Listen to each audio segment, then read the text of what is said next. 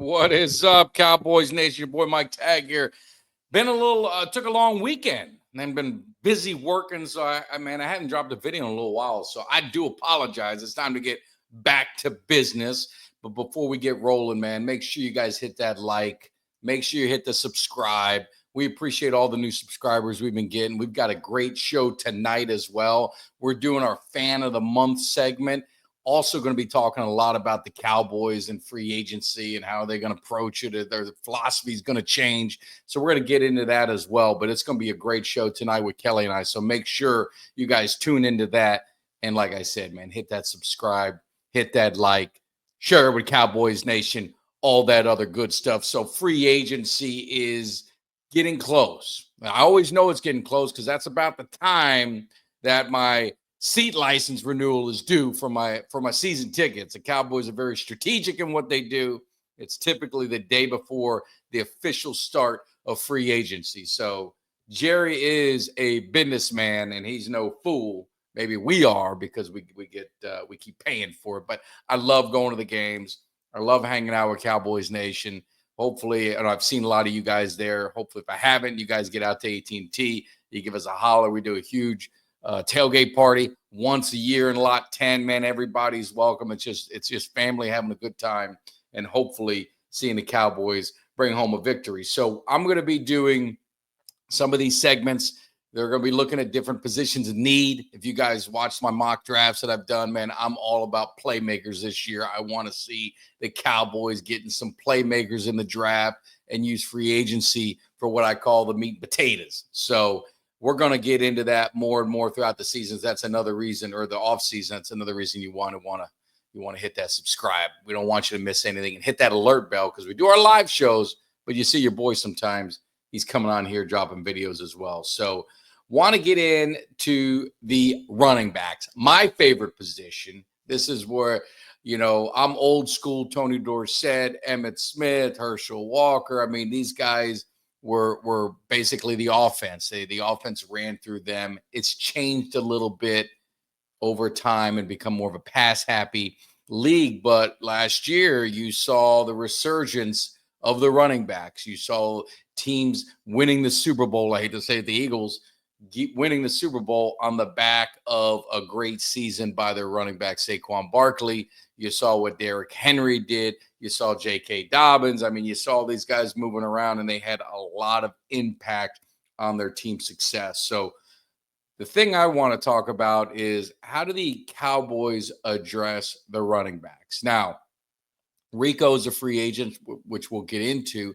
So really, I mean, the only running backs returning are Deuce Vaughn and your fullback / running back, Hunter Lipke. That's it. So whether they bring Rico back, draft, we're going to get into that. And I'd love to get your opinion. So make sure you leave a comment as well. So you got a lot of work to do, a lot of action items to help out the Cowboys cave. But looking at the running backs and looking at where they're at in free agency, Fox put out their top 10, which, this is kind of, it's not a big surprise to anyone. Najee Harris seems to be the one. He's the creme de la creme, which I don't know if that's a great thing. I don't know. I mean, he's been pretty good with Pittsburgh. I don't know if they've utilized him the best, but he's their number one guy. Aaron Jones, who was a free agent last year, went to Minnesota, had a nice year. J.K. Dobbins, again, free agent, had a one-year deal with the Chargers. Our man Rico Dowdle is showing up in the top 4. You've got Nick Chubb is the hot name that is out there. You've got Gainwell from Philly. You got Warren from Pittsburgh, another one. You've got Mason from San Francisco, Kareem Hunt, and Elijah Mitchell. That pretty much rounds it out. So that's what you're looking at the running backs, not what you had last year, not the Barkleys and not the Henrys. The top, I mean, these are, in my opinion, kind of your mid running backs. I don't know if you agree. If you disagree, let me know. So do the Cowboys focus on free agency to get the running backs? Do they focus on the draft or both? And honestly, I think it's going to be a combination. My personal preference, I would love them to see them go all draft. I wouldn't mind if they ended up with 2 running backs out of this draft. And we'll get into the draft prospects and get some of your opinions on that.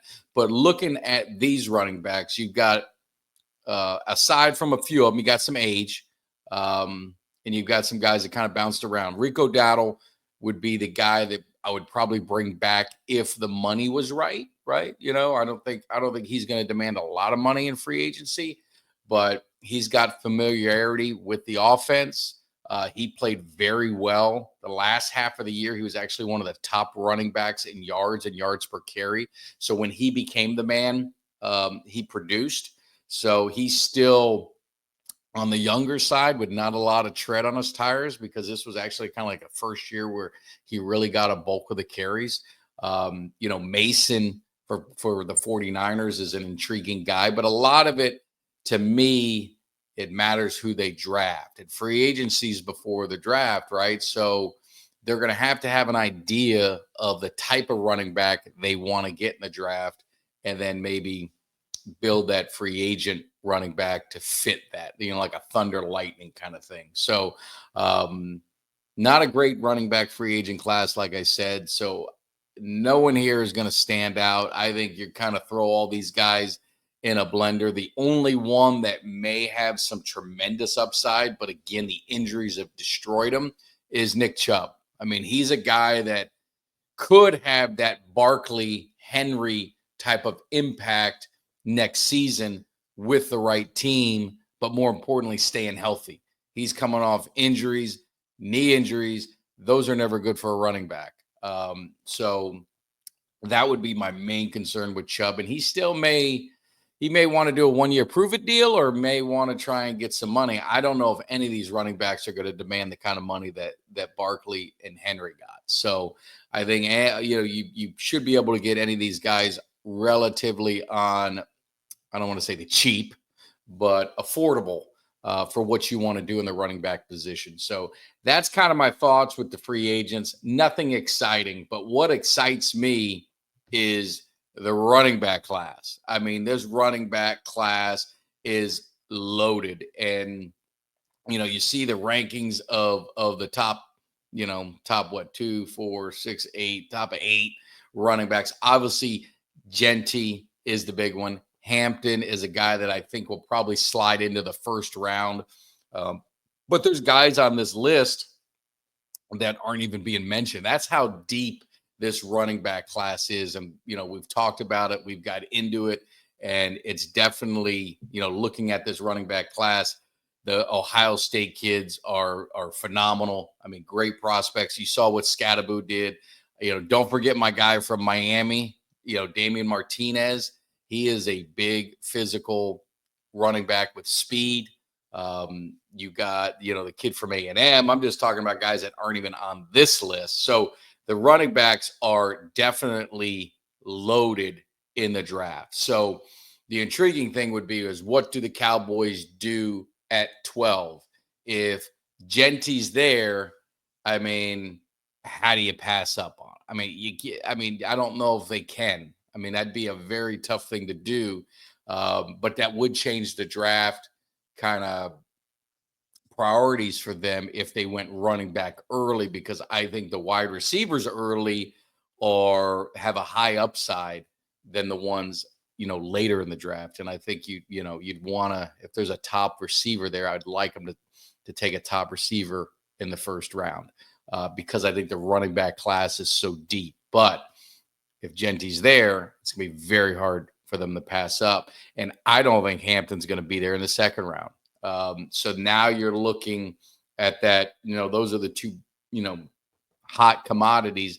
You're looking at that tier below, but that tier below ain't bad. There's a lot of quality running backs there. So I think for the Cowboys, if they get a running back in free agency, if they go that approach, then they've got a little bit of more flexibility, not the sense of urgency in the draft. Now, I don't want to see them wait until the 5th, 6th, 7th round to get a running back. I mean, this is an opportunity for them to get a running back. And the nice thing in the first round is you've got that 5-year, contract. You go later, it's 4 years, which isn't bad, but they've got to have the mindset of, all right, 5 years, we're getting another running back, because I just think, I don't know if the capital of spending on that second contract, you saw what happened with Zeke, is really worth it. So they've got to kind of take that approach and see what happens. But love to get your opinion. Who is the running back you are eyeing on? Who is either the free agent or who's the draft pick that you would love to see the Cowboys get? And it may not be one of the top guys. There, I know my man Kelly's high on Brooks out of Texas Tech. I love Martinez out of Miami, and I don't want him to be the lead dog, but I think he's a guy that can definitely play at the next level. I love the Ohio State running backs, both of them. Love both of them. I mean, they got championship experience. Scatterboo would be a nice complimentary back. I don't think he's going to be kind of like the man, but I think if you pair him with a right running back, I think he could be very effective as well. So deep running back class. Love to get your opinion. More importantly, I'd love you guys to subscribe. I'd love you guys to hit this thumbs up on the video, because it don't cost you nothing, but it helps support the channel. And we love doing Dallas Cowboys content. I love it. I bring the hype, and I'm going to get hyped up. I'm telling you now, I know a lot of people are down and out. I'm an optimist. And I got to believe the wake-up call for Jerry and Steven in this organization was seeing Philadelphia win the Super Bowl. You cannot do the same process over and over, draft and develop as your only means to build a roster and to put a team together. You have got to get free agents. You've got to get, doesn't have to be the top guys, but it's got to be, that second level of free agency. And we're going to get in to some of those free agents tonight on our live show. What are the positions of priority? What are the things that you want to see the Cowboys do? And then hopefully they get off their ass and do it, because at the end of the day, we can tout our 5 Super Bowls. I'm proud of them, and I'm blessed that I was able to witness 3, not as a little kid, but at least as a young adult. I was able to witness these 3 Super Bowl championships. And if you would have told me back then, we're going on 30 years from winning another one, I would have never believed it. There's no way in hell. And the only thing I do is I kick myself for not enjoying those 3 a little bit more and appreciating them, because to me, it was probably like the Patriots mindset and maybe the Chiefs mindset for the fans is this is the way it is. This is the normal life for being a Cowboys fan. And unfortunately, the disappointment has become the normal life for being a Cowboys fan. So we got to change that. We got to change that mindset.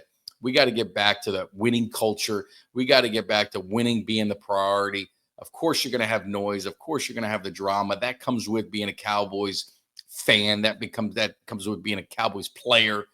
It was that way in the 90s. You just didn't have, obviously, the social media that spotlighted it so much. But trust me, these Cowboys in the 90s, it was the same thing. They were the Beatles going on road games. They all had radio shows. They talk about podcasts with Micah Parsons and things. I mean, all the Cowboys players had radio shows and TV shows. So it was no different. That was the media stream of that time. Podcasting and YouTube is kind of the main stream of media, or at least a big part of it, with sports and with fans. So it's really nothing different. It's about that culture, that winning culture, that winning mindset.